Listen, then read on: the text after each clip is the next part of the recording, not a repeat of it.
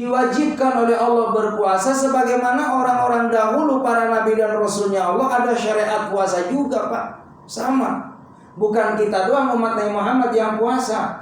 Sama, dari Nabi Adam, Idris, Nuh, Nabi Ibrahim, Nabi Musa, Nabi Isa, semuanya puasa. Termasuk Nabi Muhammad dan umatnya. Agar apa kita puasa? La'allakum tattaqun. Agar kita menjadi hamba Allah yang istimewa. Takwa itu artinya mulia. Orang yang istimewa, orang yang mulia di sisi Allah itu orang yang bertakwa. Biar dia orang miskin, bukan keturunan orang yang istimewa. Tapi kalau dia takwa kepada Allah Subhanahu wa taala, al-jannatu liman ittaqa, surga layak buat orang yang bertakwa. Jadi kita lagi nyari tiket menuju surganya Allah, puasa itu hadirin. Makanya enggak gampang. Orang puasa itu enggak makan, enggak minum hadirin. Dari terbit fajar sampai terbenam matahari. Di rumah ada makanan punya kita, hasil ya kerja kita, uang kita, halal makanannya. Tapi di siang hari tidak boleh kita makan makanan itu. Termasuk istri kita. Siang hari nggak boleh. Nanti nunggu azan maghrib. Nah kalau udah azan maghrib boleh, cuma sholat dulu. Gitu Pak, jangan mentang-mentang udah maghrib boleh gitu ya. Sholat maghrib dulu, buka dulu. Habis buka terawih. Begitu Pak deh. Habis terawih tadarus Quran. Malamnya boleh kita sama pasangan kita, sama istri kita, tapi siang harinya haram. Nggak boleh. Makanya jangan rahimakumullah, siang hari itu ya itulah pentingnya kita puasa kan menahan. Makanya Nabi sampaikan, ya ma'syarus sabab gitu kan, wahai anak muda, kalau kamu belum mampu untuk menikah, ya fa'ilam yasati alaihi bisyam, maka puasalah. Karena apa? Orang puasa itu aghadril basar wa ahsanul farji. Dia akan bisa mencegah, bisa ya menutupi daripada maksiat mata. Cenderung untuk melihat maksiat akan bisa ngerem Pak orang puasa itu. Sayang puasanya. Ya, begitupun akan bisa melunakkan daripada hawa nafsunya. Itulah dengan puasa. Makanya rahimakumullah, puasa itu adalah amalan yang sangat istimewa. Yang halal aja nggak boleh kita makan di siang hari, apalagi yang haram. Tapi nanti jemaah, kalau sudah waktu maghrib, masya Allah nikmatnya. Kata Nabi, ya orang yang puasa itu dapat dua kenikmatan. Lisaimin farhatain. Orang puasa dapat dua kesenangan. Yang pertama inda futur, inda fitri, di saat buka. Masya Allah Pak, jam 5 itu udah ngeliat kolak ya. Udah ngeliat, oh Masya Allah rendang. Udah ngeliat tahu, bakwan, cabe ya. Udah berderet Pak, jam 5 nikmat banget ya. Cepetin lah maghrib ya, cepet ya. Enak begitu Pak. Azan yang paling disenengin oleh jamaah tuh azan maghrib di waktu Ramadan. Ya, iya. Masya Allah, yang paling gak disenengin subuh ya. Lama apa subuh sih? Biar bisa sahur gitu ya. Allah Akbar. Padahal sama juga itu, maghrib ya jam segitu, subuh jam segitu. Udah mulai itu Masya Allah jam 5:30, saat-saat mustajabnya doa.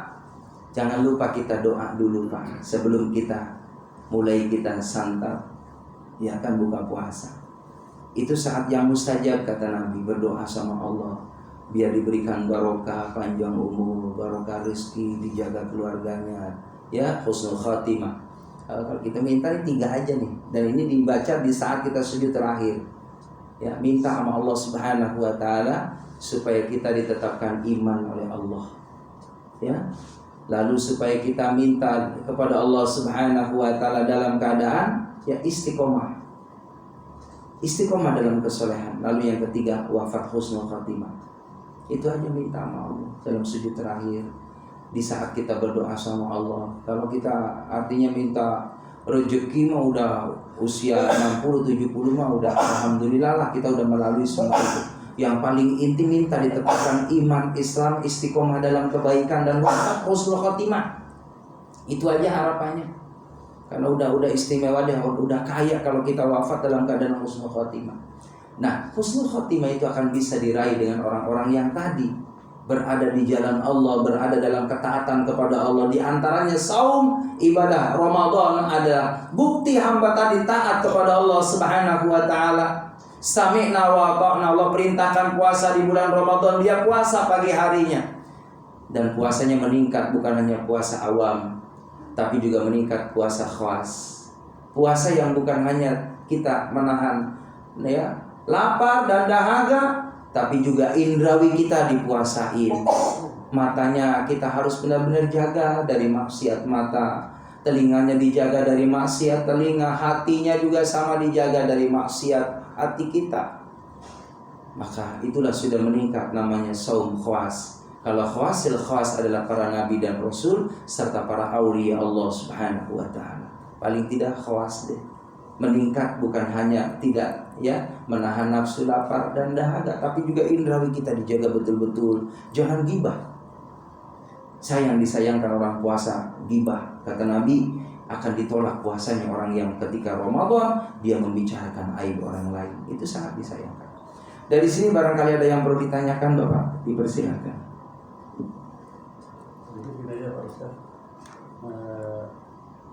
Bagaimana puasanya orang Safar gitu Pak? Iya. Kalau kita lihat kadang-kadang dulu lah gitu kan di perjalanan itu ada orang buka timbal gitu. Itu aja Pak. Kasih. Orang Safar, Nah, dia buka. Orang Safar nih. Kalau kita mau perjalanan ke Surabaya, Iya. jalan jauh. Kadang-kadang ada orang berpendapat katanya, bolehlah kita nggak niat puasa dari rumah. Oh iya. Kan? Apa kita niat dulu kalau memang nggak mampu? Ya. Baik. Yang pertama adalah niat dari rumah, ya kan, dari malam itu. Jadi beda, kita puasa sunnah dengan puasa wajib beda. Kalau puasa sunnah, Bapak jam 12 belum makan nih, hari Senin. Lalu ada niat mau puasa di Senin itu, puasa sunnah.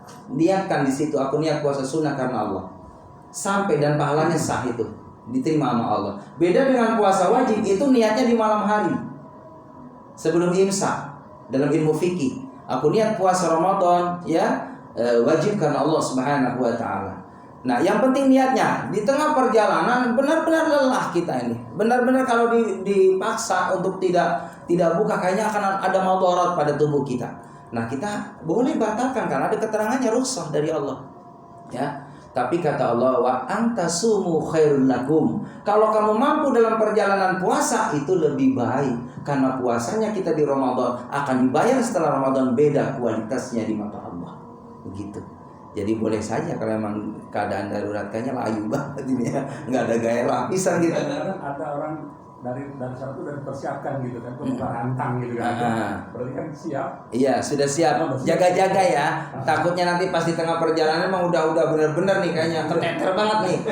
Itu boleh. Tapi jamaah rahimakumullah, kalau seandainya niatnya tadi udah bawa rantang, digagalin, lebih berkah lagi itu.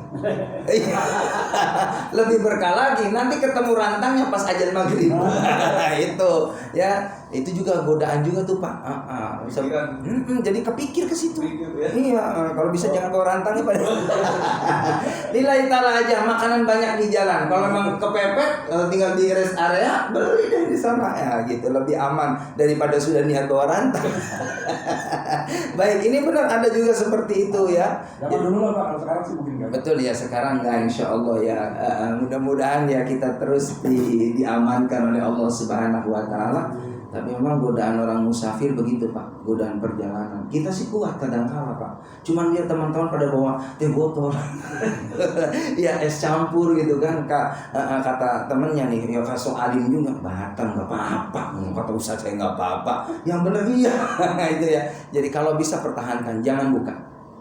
Karena berpegang wa antasumu khairul lakum, puasa lebih baik daripada buka.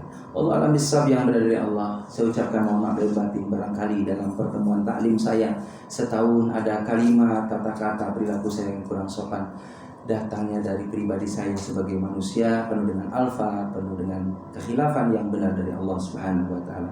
Subhanallah bihamdika asyhadu an la ilaha illa anta astaghfiruka wa atubu ilaik. Walhamdulillahirabbil alamin. Assalamualaikum warahmatullahi wabarakatuh. Waalaikumsalam.